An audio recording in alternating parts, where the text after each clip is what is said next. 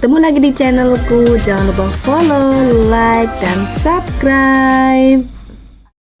Assalamualaikum warahmatullahi wabarakatuh.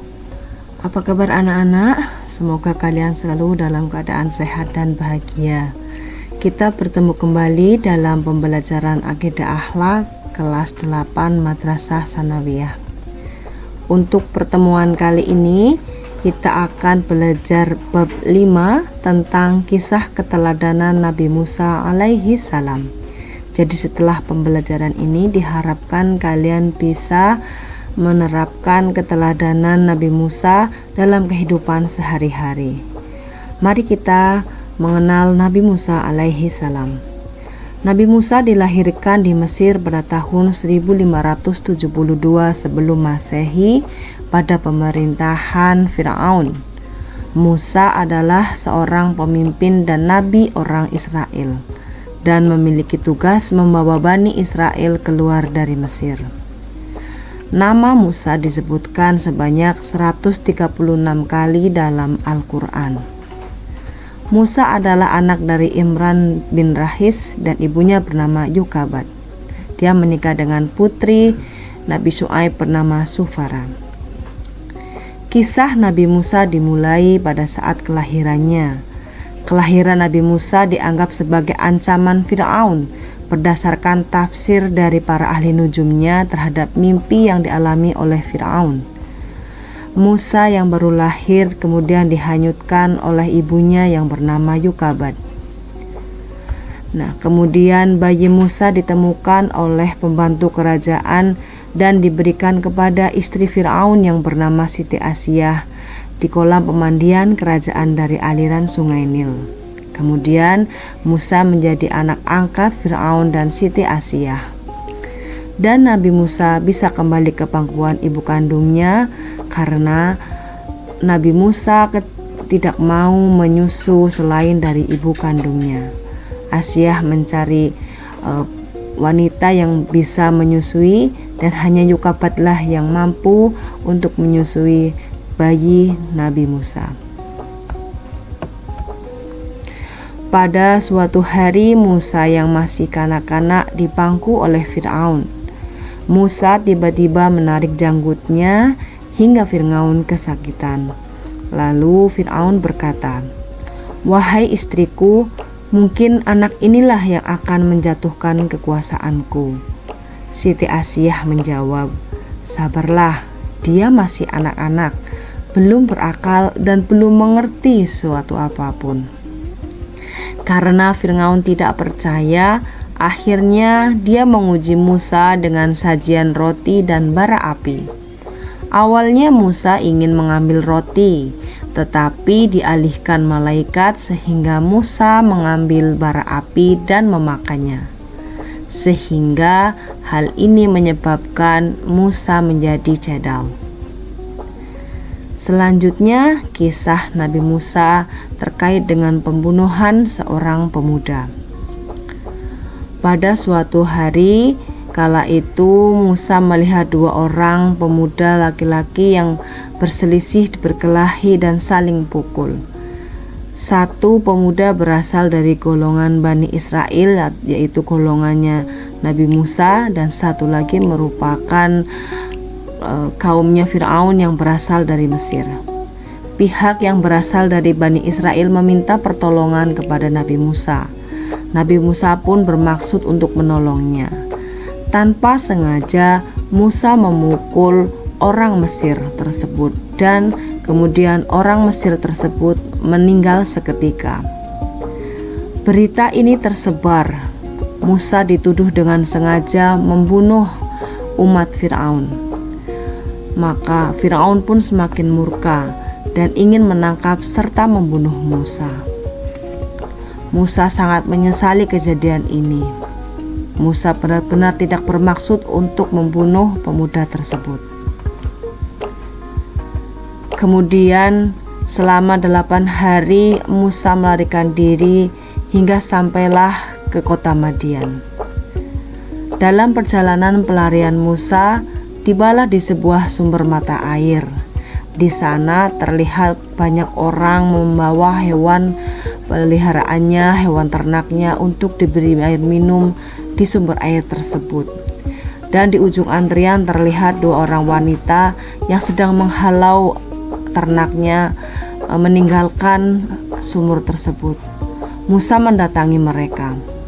Mereka menjawab mereka sudah sangat lelah menunggu antrian yang begitu lama dan memutuskan untuk pulang. Musa kemudian menolong mengambilkan air untuk diberikan kepada hewan ternak kedua wanita tersebut.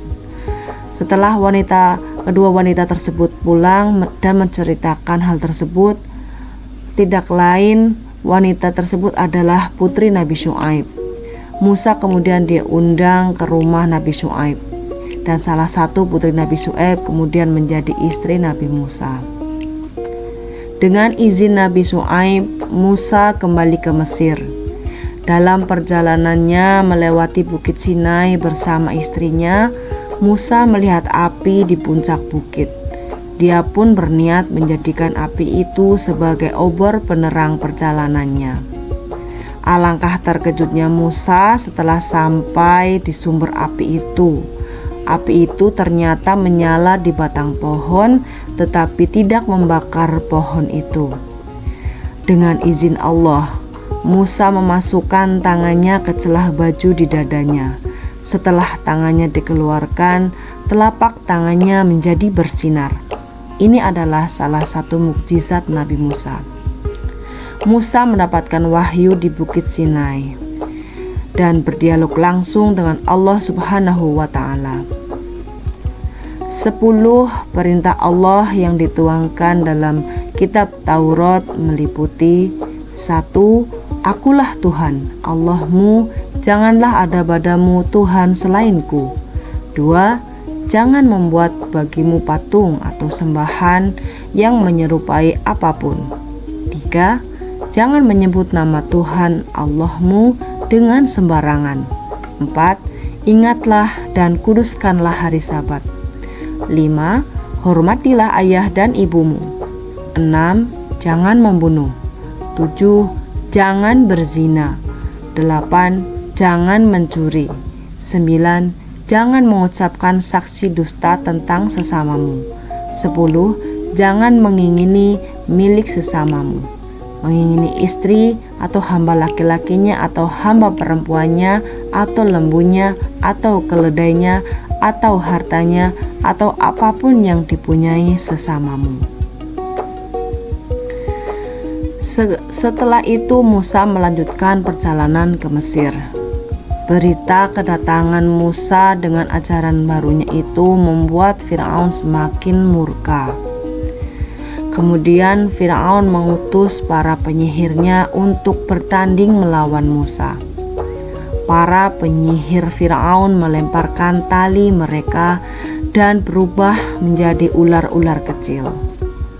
Musa kemudian melemparkan tongkatnya, dan dengan izin Allah tongkatnya berubah menjadi ular besar yang kemudian memakan seluruh ular-ular kecil milik penyihir Firaun. Para penyihir Firaun takjub, dan ada sebagian yang langsung tunduk kepada Musa.